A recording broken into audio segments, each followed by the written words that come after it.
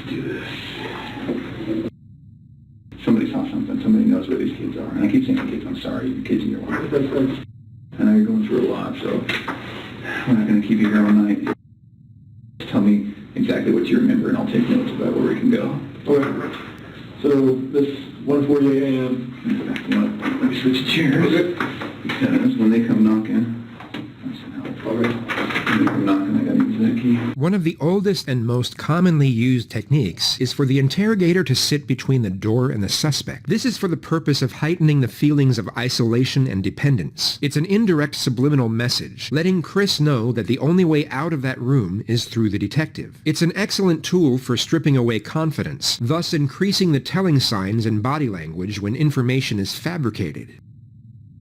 4 a.m. That's when my alarm goes off for work, and I'm supposed to get dressed, brush my teeth, everything I do upstairs. Okay.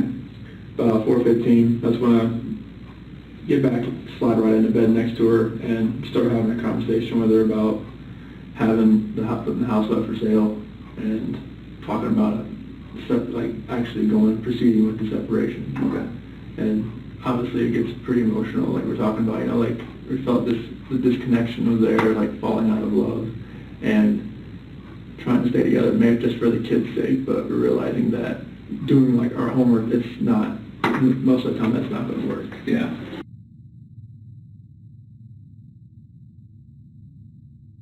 So that's when I got home, I opened the garage door and we went inside the house and looked everywhere. Shanann, Bella, and Celeste, nowhere to be found. Shannon's wedding ring's on her nightstand, her phone's still on the couch, her purse is still there, the medicine for the kids is still there, the car and the car seats are still there, and there's no sign of them anywhere. Okay.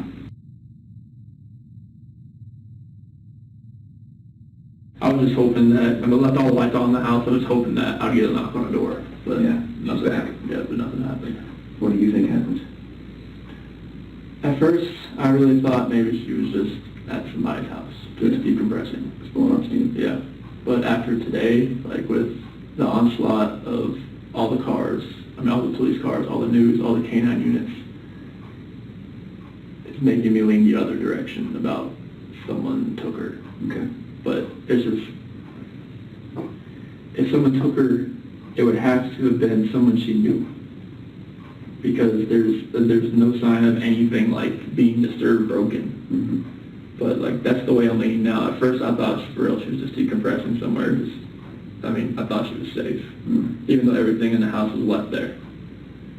But now it's just, after the day with the news crews and everything, it feels more the other direction, and it's freaking me out.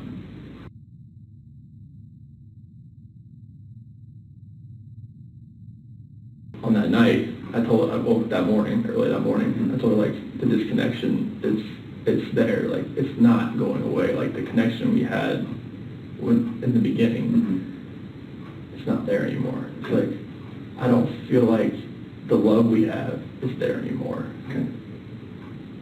And it's just like, I don't feel like, if we want to stay together for the kids, I'm not sure if that's going to work. Like bringing That's what you told her? Yes. Okay.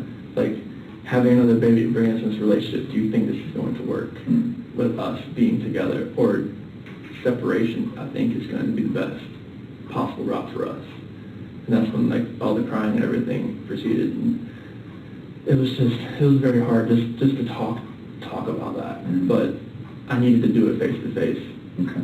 And I needed to see her face like while I did it. I couldn't text, phone, whatever. I needed to be face to face and be able to see her and know that she was going to be at least reciprocating back to me. Oh, what did she say? She said that she wanted to kind of work on it, but if that's the way I was feeling, then she respects that. Okay. 1 p.m. I'm now on my way home to check on my family. Is that just because you're worried based on the conversation with Nicole? Had the police contact you by then? No. Okay. I arrived, sorry, go ahead. But Nicole said she was probably going to call the cops. Okay. All right. Now, so it sounds like Nicole's pretty worried. More worried than you. Well, so once she couldn't get anything out of her and nothing was going on in the house, I was like, all right, I gotta go home. The sharp and sudden change of angle from baseline questioning to direct confrontation would normally make an innocent person refute or at least challenge the statement. There would also be a brief pause, as they would need time to process the allegation due to its perplexity. A guilty individual would already be in a defensive state of mind and would normally respond in a hastily modus. Instead of refuting the remark, they would accept it, but try and explain its actuality in a defensive manner. But it sounds like Nicole was more worried.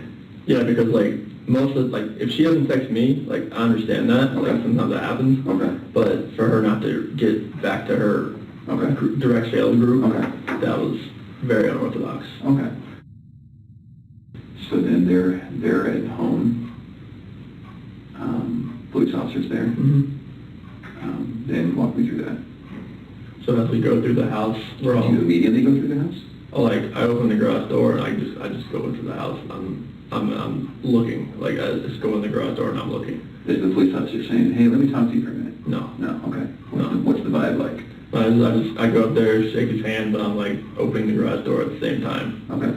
And then I go through, and then they're waiting at the front door. I go in, open that up, and then they come in. Oh, so they didn't go in the garage door with you? Okay. Well, they went in the garage. They didn't come in the way I did. All right.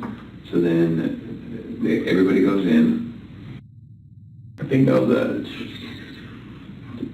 at 4 o'clock. That's when, because the officer, I went over to the neighbor's house to see if he saw anything, and Whose idea was that? I think it was the officer, because Okay. he just went over there. And then that's when the neighbor called him back over to show him he had some stuff from the other night. Okay. Just show him like whatever he had that put motion on it. Okay. 4 p.m. Police check neighbor security footage and question them as well. Okay. Have we talked about that? Is that where we're okay? That's where we're at. Anything else about that? No, I mean, it just shows Nicole dropping her off, but her not walking up, and it shows me loading my truck up about the time that I told you I left. Okay. Can we talk about something that's kind of hard to talk about? So when I work investigations like this, I have to keep an open mind on everything. Okay. And part of keeping an open mind is listening to you talk about your wife and your marriage. And the day she goes missing is the day that you guys have marital discord. Okay. So you can understand what I'm thinking about you. Yeah. What do you think about that? It makes me sick to my stomach, honestly. Like, I know, like, I've talked to a few of my friends, like, this does not look good on you. I'm like, I know. It's like, if people knew that we were having marital issues, they're going to look at me, especially with the way everything looks. And it honestly just makes me sick to my stomach because this is something that I would never do. Ever. I know, like, you have to look at every vantage point. This is something I would never do to my kids or my wife. At all.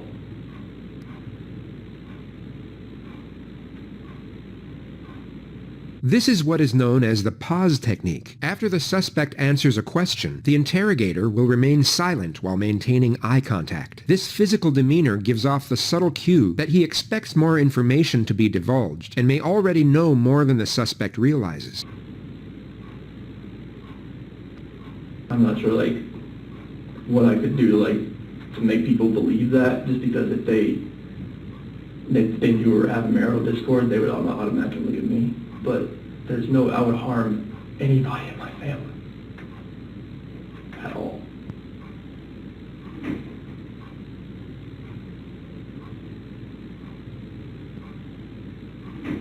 I know we were having marital discord, and we had that conversation that morning, and then she goes, we have no idea where she is, or the kids.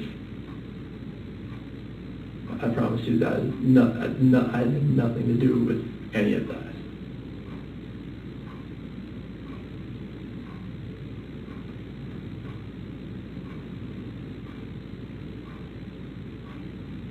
Are you telling me the truth? I'm telling you the absolute truth. Why should I believe you? A truthful individual will normally respond to this question with a question, such as, "Why are you asking me that?" or "What's going on here?" They will often protest the aggressive nature of the inquisition, or give a short and forceful response. Because I'm a very trustworthy person, and the people that do know me, they know how I'm a calm person. I am not an argumentative person. I am a person who is never going to be abusive or physical in any kind of relationship. I would never harm my kids. I would never harm my wife. I mean, you can talk to any of my friends, any of her friends. They know me. They know I'm a low-key guy that's quiet. I'm not about confrontation. I'm not about anything that elevates to that level. I mean, if someone yells at me, screams at me, I just take it and I just try to get it by the wayside and get it back to where it's just a cool conversation to where none of that gets to that height. Because I am not that person. I've never been that person.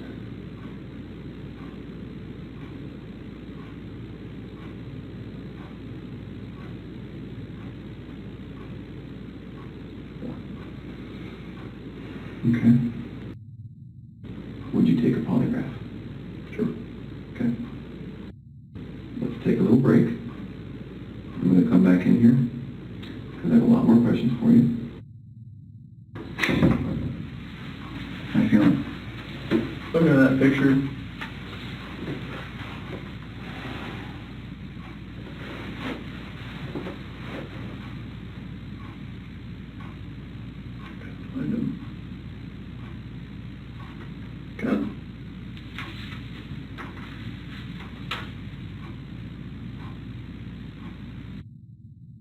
Celeste, she's rampage. She's always the one that's gung-ho. She's always the one that's just she's off. She's either go or sleep.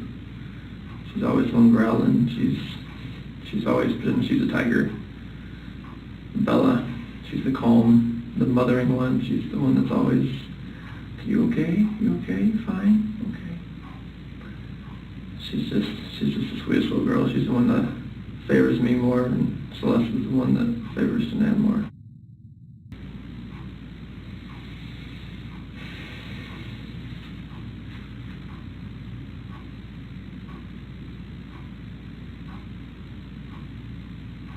I remember when they wore that dress. She just wore that dress not too long ago. I unbuttoned the back of it so I could get her pajamas on. She's like, "No, Daddy, button. I got button.